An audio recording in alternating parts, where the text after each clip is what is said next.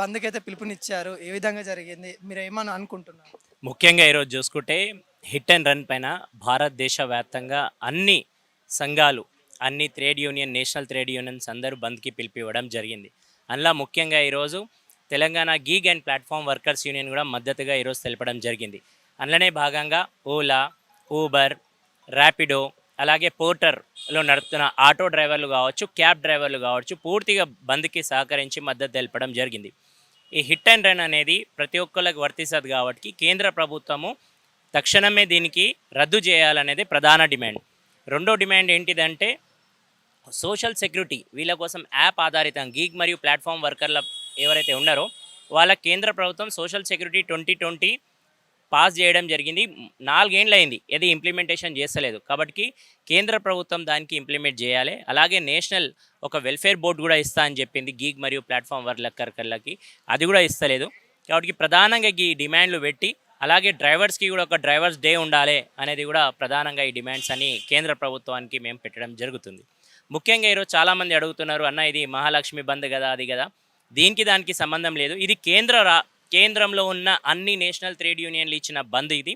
ఆ బంద్లో అందరూ భాగ్యస్వాములై అన్ని సెక్టార్లు, అది ఆటో, ఓలా ఊబర్ ఆటో కావచ్చు, ర్యాపిడో కావచ్చు, అలాగే ఓలా ఊబర్లో నడుస్తున్న క్యాబ్ డ్రైవర్లు కావచ్చు, ర్యాపిడో డ్రైవర్లు, అలాగే పోర్టర్లో నడుస్తున్న ట్రాన్స్పోర్ట్ డ్రైవర్లు కావచ్చు, అందరు దీనిలో భారీ ఎత్తుగా పాల్గొని బంద్ చేయడం జరిగింది.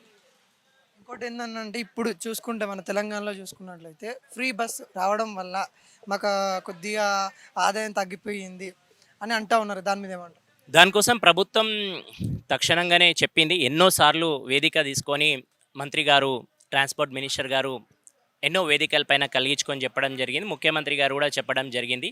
తప్పనిసరి వారికి మేము ఆదుకుంటాము. వారికి సంబంధించిన స్కీమ్స్ ఏవైతే ఉన్నాయో ఆ స్కీమ్స్ కూడా 12,000 రూపీస్ పర్ ఇయర్ ఇవ్వడం, అలాగే వెల్ఫేర్ బోర్డు, ఇవన్నీ వాళ్ళు మేనిఫెస్టోలో పెట్టడం జరిగింది. ప్రభుత్వం ఇప్పుడే కదా వచ్చింది, కొద్దిగా టైం పడుతుంది. డెఫినెట్గా అవన్నీ ప్రభుత్వం నెరవేర్స్తుందని చెప్పడం జరిగింది. కాబట్టి వెయిట్ అండ్ సీ. ఎందుకంటే ఈరోజు ప్రభుత్వం రాగానే నెలన్నర 2 నెలల్లో ఏం అంత తొందరగా అయ్యేటట్టు లేదు. కాబట్టి త్వరలో రానున్న రోజుల్లో ఖచ్చితంగా ప్రభుత్వం ఏర్పాటు చేయాలి. వెల్ఫేర్ బోర్డు కూడా ఏర్పాటు చేయాలి. అందరికీ, ట్రాన్స్పోర్ట్ రంగానికి అందరికీ వెల్ఫేర్ బోర్డు చేయాలి. ఒక ఆటో రంగానికే కాదు, ఆటో దగ్గర నుంచి మొదలు పెట్టుకుంటే లారీ, బస్, డీసీఎం వరకు, క్యాబ్ వరకు అందరికీ వెల్ఫేర్ బోర్డు ఇవ్వాలి.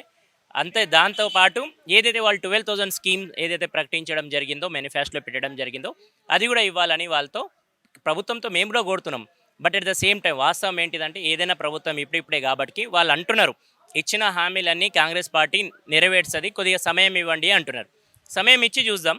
అంతలోపు, ఎందుకంటే ఇది ఫ్రీ బస్ అనేది ముఖ్యంగా మనం తెలుసుకోవాల్సింది తెలంగాణ రాష్ట్రం ఒక్కటే కాదు, ఢిల్లీలో కూడా ఇంప్లిమెంట్ అవుతుంది, బెంగళూరులో కూడా ఇంప్లిమెంట్ అవుతుంది. అంతేకాదు మీరు చూసుకుంటే ఆంధ్రప్రదేశ్ కూడా ఈ స్కీమ్కి అడాప్ట్ అవుతుంది.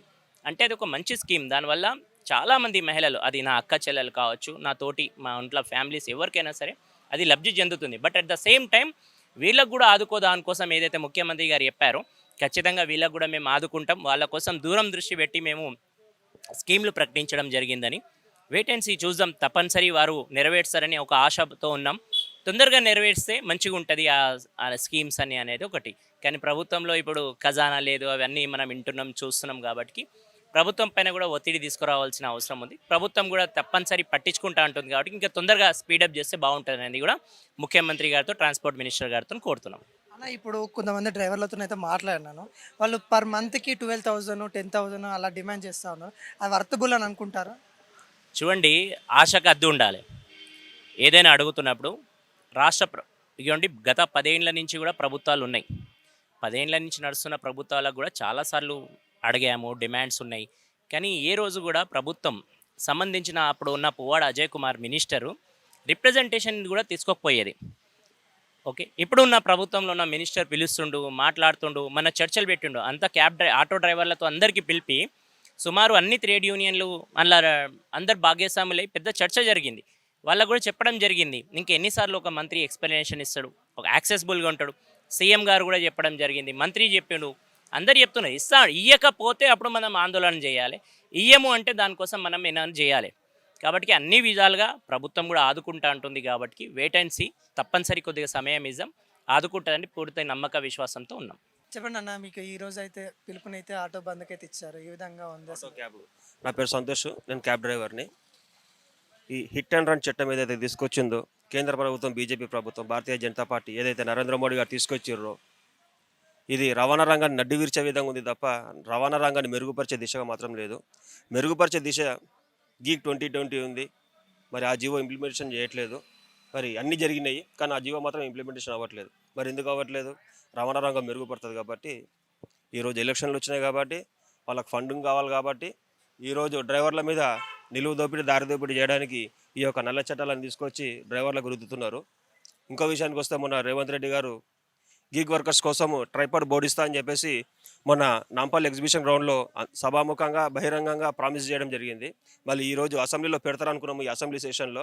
కానీ రేవంత్ రెడ్డి గారు ఎంతసేపు మేడిగడ్డ, ఆ గడ్డ, ఈ గడ్డ అంటుంది తప్ప తెలంగాణ గడ్డ కోసం, తెలంగాణ గడ్డ ప్రజల సమస్యలకై ఎక్కడ ఏ నాయకుడు కాదు కదా, కనీసం ఒక చిన్న నాయకుడు కూడా నోరు విప్పిన దాఖలు లేవు. ఇప్పుడు ఎంతసేపు కేటీఆర్ రావాలా, కేసీఆర్ రావాలా, కేటీఆర్ రావాలా, కేసీఆర్ రావాలా. ఆయనకు కేసీఆర్ రోగం పట్టుకుంది తప్ప ప్రజా సమస్యల రోగం పట్టుకోలేదు. ఆయనకు ఆ రోగం పట్టుకోవాలా, ప్రజా సమస్యల మీద రోగం పట్టుకోవాలా, అలా పార్టీ నాయకులకైనా రోగం పట్టుకోవాలా. ఈరోజు మా సమస్యలు వినడానికి ఏ ఒక్కరు కూడా ముందుకు లేరు. ఏదో రమ్మంటే వస్తున్నారు, పోతున్నాము, ఏదో మా సమస్యలు చెప్తున్నాం, అది చూస్తాం, తూతూ మంత్రంగా పంపించేస్తారు తప్ప అక్కడ ఆ రోజుకి మట్టుకి, ఆ క్షణం మట్టుకి మమ్మల్ని తృప్తిపడుతున్నారు తప్ప నిజంగా మా జీవితాల్లో తృప్తి మాత్రం లేదు. ఈరోజు కనీసం బాత్రూమ్ పోసుకుందామన్నా కూడా వెనకగా వచ్చి చలాన్ కొట్టి 130 రూపాయలు వేస్తున్నారు. మరి దీన్ని ఎవరు కట్టాలా, దీన్ని ఎవరు అరికట్టాలా? గత ప్రభుత్వం, బీఆర్ఎస్ ప్రభుత్వము, కేంద్ర ప్రభుత్వం, భారతీయ జనతా పార్టీ అనేక చట్టాలు తీసుకొచ్చింది, అనేక జీవోలు తీసుకొచ్చింది. కానీ కేసీఆర్ ప్రభుత్వం మాత్రం అవి కొన్ని ఇంప్లిమెంటేషన్ చేయలేదు. ఈరోజు భారతీయ జనతా పార్టీ తీసుకొచ్చిన ఈ హిట్ అండ్ రన్ చట్టాన్ని ఏదైతే ఉందో, రేవంత్ రెడ్డి గారికి ఒకటే కోరుకుంటున్నాను, ఇది మన రాష్ట్రంలో ఇంప్లిమెంటేషన్ చేయొద్దు, మన డ్రైవర్ నడ్డి విరిచొద్దు అని చెప్పేసి నేను రేవంత్ రెడ్డి గారిని కోరుకుంటున్నాను.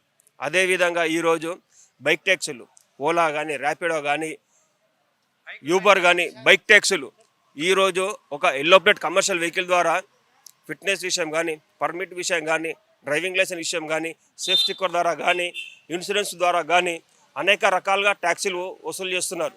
మరి ఈరోజు విడిగా ఈరోజు వైట్ ప్లేట్ పైన వాళ్ళు ప్యాసింజర్ తరలిస్తున్నా కూడా, బైక్ ట్యాక్సీలను తరలిస్తున్నా కూడా ఈరోజు వాళ్ళు తూతూ మాత్రంగా చూసుకుంటుంటున్న అయినమే తప్ప వారి మీద ఎలాంటి చర్య తీసుకున్న దాఖలు లేవు. ఈరోజు ఎల్బినార్ అడ్డా తీసుకోండి, ఆర్ఎం గారు అడ్డా తీసుకోండి, జూబ్లీ బస్ స్టాండ్ అడ్డా తీసుకోండి, వైట్ ప్లేట్ లేదు. ఎన్నోసార్లు నేను రేవంత్ రెడ్డి గారు ట్విట్టర్ కూడా చేశాను, వీడియో తీసి మరీ ట్వీట్ చేసినాను, ఇంతవరకు రిప్లై చేయలేదు, వాళ్ళ మీద ఎలాంటి చర్య తీసుకోలేదు.